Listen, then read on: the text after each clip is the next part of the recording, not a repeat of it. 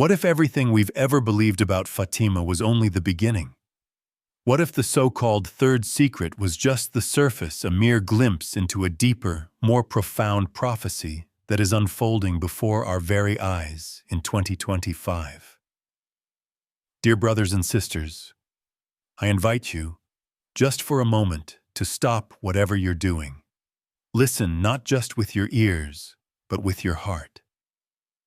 What I'm about to share isn't just another familiar tale from the past, or a story confined to dusty religious texts. This is something far more urgent, more alive. This is a living prophecy that shakes the foundations of our present, casts a radiant light on our future, and challenges us to confront an alarming spiritual reality that we can no longer ignore. We are living in a defining moment of history, a time when, it seems, heaven itself is speaking loudly and unmistakably after generations of silence. The message of Fatima, first heard over 100 years ago, is not simply a relic of devotion or a memory for the faithful. No, it is a voice echoing powerfully across time, louder than ever in the year 2025. Fatima. Just hearing the name stirs something deep within the soul of every Christian. Even those who don't believe often feel a curious pull toward the mystery it holds. A small, quiet village tucked away in central Portugal.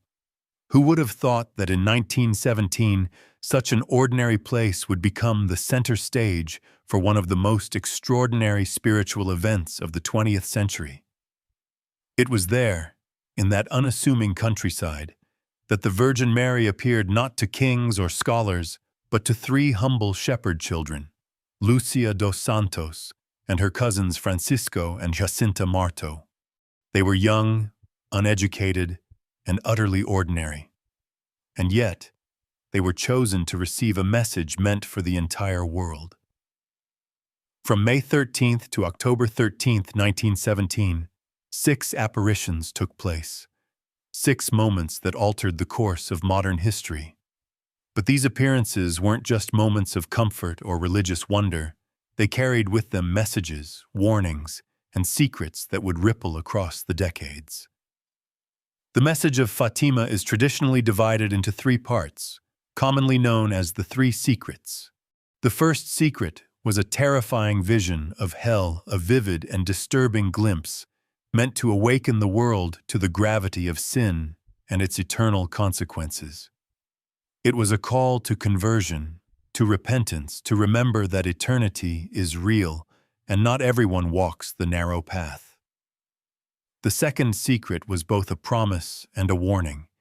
It foretold the end of World War I, but with a dire condition. If humanity did not repent, a far worse war would erupt. It also spoke of Russia and predicted that if the world did not turn back to God, that nation would spread her errors throughout the world. And this chilling prophecy became reality mere months later, in November 1917, when the Bolshevik Revolution swept through Russia. Communism, a godless ideology, rose to power, bringing with it persecution, suffering, and global unrest that would scar the entire 20th century.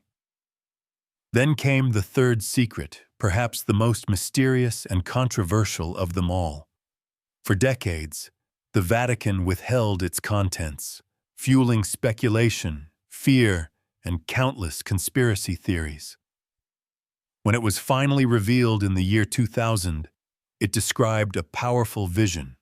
A bishop dressed in white, believed to symbolize the Pope making his way through a devastated city filled with corpses. Along the way, he passes countless martyrs and ultimately is killed at the foot of a great cross, along with many other Christians. For many, this vision was understood as a reference to the attempted assassination of Pope John Paul II on May 13, 1981, exactly 64 years after the first apparition at Fatima. A coincidence? Or something far deeper? But here's the real question we must ask ourselves now. Is that all there is? Was the third secret truly the end of the message? Or could it be just the beginning? Because here in 2025, something is stirring again. Something about Fatima is coming alive with new urgency. The events of that distant year, 1917, seem to be casting a shadow over our present. A new interpretation is emerging, one that doesn't just look back, but thrusts the message forward into our time, into our choices, into the fate of humanity itself. Fatima is no longer just history. It is a call, a warning, a light. It points the way to salvation in a world that has drifted dangerously off course. In the coming moments, I will guide you through the powerful timeline of Fatima, the historical facts, the secrets revealed, and the fresh insights that have surfaced in recent years. But more importantly, I will help you uncover what this all means for you right now. Are you ready? Because what you are about to witness is not just a story from the past. It's a divine invitation, a summons to awaken, a chance to take part in a mystery that heaven itself began writing in May of 1917. As we saw earlier, the third secret of Fatima, though officially revealed, left many with the sense that something deeper still lies beneath the surface. Could there be more than what was shared in the year 2000? More that speaks not only of the past, but also of our present and future.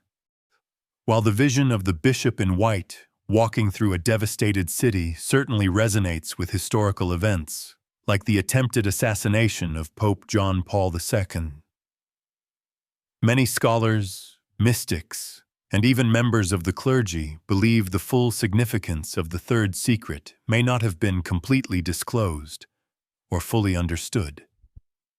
According to these voices, the vision might point not just to one tragic moment in church history, but to a much broader spiritual and moral crisis that humanity is now living through. A crisis that's growing more visible and more urgent as we move deeper into 2025. The apparitions of Fatima were never meant to be treated like some isolated spectacle, even though the famous Miracle of the Sun on October 13, 1917, captured global attention. On that day, tens of thousands of believers, skeptics, and journalists alike witnessed a swirling, pulsating sun dance across the sky, an event defying scientific explanation. And yet, that astonishing miracle was only the visible sign. The true heart of the message was a spiritual one. Fatima was and is a call to conversion, a plea for the daily prayer of the Rosary, a summons to penance, and most especially, a call for consecration to the Immaculate Heart of Mary.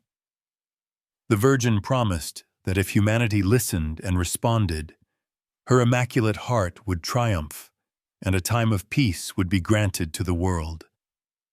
But she also warned, with deep seriousness, that if we did not convert, the world would face severe and painful consequences. So, when the third secret was finally made public in 2000, many expected something dramatic, perhaps even apocalyptic. And while the vision of a martyred pope stirred hearts and inspired reflection, it also raised questions. Was that all there was? Was the message complete? Even within the Church, such questions echoed. Cardinal Joseph Ratzinger, later Pope Benedict XVI, suggested that the interpretation of the secret wasn't necessarily final. He hinted that what had been shared might not fully express the depth of the vision's implications. His words gave credibility to the belief held by many faithful that perhaps something had been left unsaid, or that the message had yet to be fulfilled. In recent years, this perspective has gained renewed momentum. Recognized contemporary mystics, those whose messages align with church teaching, have reportedly received revelations that seem to deepen and expand the meaning of Fatima. According to some of these messages, the third secret doesn't merely concern past events. Instead, it may foretell a great spiritual reckoning, a purification, a global trial that is unfolding right now in our time. And intriguingly, the year 2025 keeps appearing in these private revelations.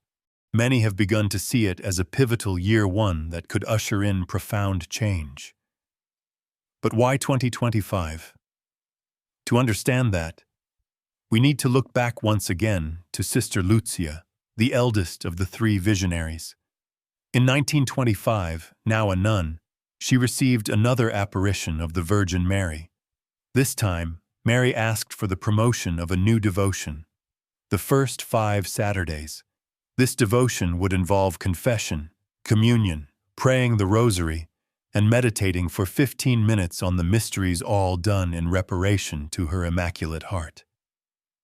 That request was made public in 1925, which means that 2025 marks the centennial 100 years since this call to devotion began. And many believe this milestone is not just symbolic, but spiritually significant. A year of grace, yes, but also of heightened responsibility. Then, in 1929, another key moment unfolded. The Virgin appeared once more to Sister Lucia, this time asking explicitly for the consecration of Russia to her Immaculate Heart. She warned that if this request was not heeded, Russia would continue to spread her errors across the world, leading to wars and persecution of the faithful. Although several popes from Pius XII to John Paul II did carry out consecration ceremonies, there remains a strong belief among many Catholics that none of these acts fully satisfied the Virgin's request. Perhaps the wording wasn't exact. Perhaps not all bishops were united in participation. Whatever the reason, doubts remain. And now, as the 100th anniversary of that 1929 request approaches, 2025 stands as a kind of spiritual threshold, a year that feels like both an ending and a beginning, a moment when heaven seems to be urging humanity, respond, act, consecrate, convert. 2025 isn't just an anniversary, it's a prophetic marker, a convergence point, a call to awaken. But what exactly does this purification look like? What trials are being spoken of in these recent revelations? And what signs are we seeing already, here and now, that might indicate we're heading into the heart of this spiritual storm? Let's continue, because what comes next may change how we see the times we're living in. As we've followed this unfolding journey, we've seen how the message of Fatima has echoed through time, speaking not only to past generations, but directly to our own. And now, in 2025, those echoes have become a call that demands a response. One of the clearest signs that something significant is happening both within the Church and in the world around us is the election of Pope Leo XIV, a momentous event that took place in May 2025, a month traditionally dedicated to the Virgin Mary. His choice of name immediately stirred interest and reflection. The name Leo recalls Pope Leo XIV, a pontiff remembered for his prophetic vision of spiritual warfare, and for composing the powerful prayer to Saint Michael, the Archangel, a prayer that, in these uncertain times, is being revived and fervently prayed across Catholic communities around the world. For many, this parallel isn't coincidental. Pope Leo XIV is seen as a shepherd chosen for this hour of trial, much like his 19th century predecessor. But this isn't just symbolic, it's deeply personal. You see, long before ascending to the papacy, Pope Leo XIV had already shown profound devotion to Our Lady of Fatima. Back in 2018, when he was serving as bishop and apostolic administrator of the Diocese of Chiclayo in Peru, he wrote a heartfelt letter to the rector of the Fatima Sanctuary. In it, He requested the visit of the pilgrim statue of Our Lady, expressing his hope that her presence would bring great blessings to his people. Dated December 7th, 2018, the letter highlighted not only the Marian spirit of his diocese, but also his own deep spiritual connection to Fatima. At the time, it may have seemed like a simple pastoral act. But now, with the weight of the papacy on his shoulders, that gesture shines with prophetic meaning. It reveals a pope uniquely attuned to the message of Fatima, a message he now carries to the whole world. But it's not only in the church that we see signs. The world itself seems to be trembling under the weight of the Virgin's warnings. In recent years, economic crises have pushed millions into poverty. Geopolitical tensions, from the devastating war in Ukraine to growing rivalries among global powers, are raising fears of wider conflict. Natural disasters, earthquakes, hurricanes, floods are occurring with increased intensity, leaving scientists and experts baffled. And all the while, a deep moral crisis is spreading. Family life is fragmenting. Traditional values are eroding. Faith is being replaced with apathy, and spiritual hunger with distraction. Taken one by one, these events might seem like separate issues, but when seen through the lens of Fatima, they form a chilling pattern. A pattern Our Lady warned us about. Without conversion, she said, the world would suffer wars, famines, and persecution. Can anyone doubt the urgency of her words today? This is why 2025 is not just another year on the calendar. It is a turning point, a moment of reckoning and of hope. It is a year in which humanity is invited to make a choice, to continue along a path of self-destruction, or to return to God through Mary.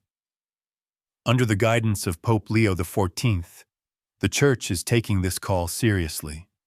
Across the globe, bishops and priests are promoting Marian devotion, urging the faithful to return to the sacraments, to discover the beauty of Eucharistic adoration, and to embrace lives of prayer and penance. Dioceses are organizing pilgrimages to Fatima, spiritual retreats, and nights of prayer as part of the preparation for the 2025 centennial. These aren't just events, they are signs of a spiritual awakening, a stirring of the soul, a movement that could very well shape the next chapter of salvation history. My friends, 2025 is not some distant prophecy. It is now. It is the time we are living in. And it is a time when each of us is being asked to take part in something greater than ourselves. The Virgin has not left us alone. She has given us everything we need: the rosary, the sacraments, the call to penance, the assurance of her presence, and the promise that her immaculate heart will triumph. But that triumph will not come without us. It will not happen by accident. It will come through our participation. Every prayer you whisper, every sacrifice you offer, every act of love, of forgiveness, of faith, brings her triumph closer. So, here is the challenge of Fatima and the invitation of 2025. Are we ready to change our lives? Are we prepared to leave behind apathy, selfishness, and fear, and step into the role of apostles in our time? As Saint Louis-Marie Grignon de Montfort once wrote, "The Virgin Mary would raise up apostles of the last days, men and women on fire with love, courageous, humble, faithful." Will you be one of them? I invite you to pause and reflect. What does Fatima mean for you today, right now? How will you answer Our Lady's call in this decisive year? Share your thoughts in the comments below. Tell us your experiences, your hopes, your prayers. Let the light of Fatima reach as many hearts as possible. Share this message with your family, your friends, your community. And if you haven't already, subscribe to this channel and join us on this journey of faith. Let's walk together, united in prayer, in truth, and in hope, toward the triumph of the Immaculate Heart of Mary. May God bless each one of you, and may Our Lady of Fatima guide us now and always through these extraordinary times. Let me know if you'd like the entire video script compiled into one document, or if you'd like to continue building other episodes in this same tone and structure.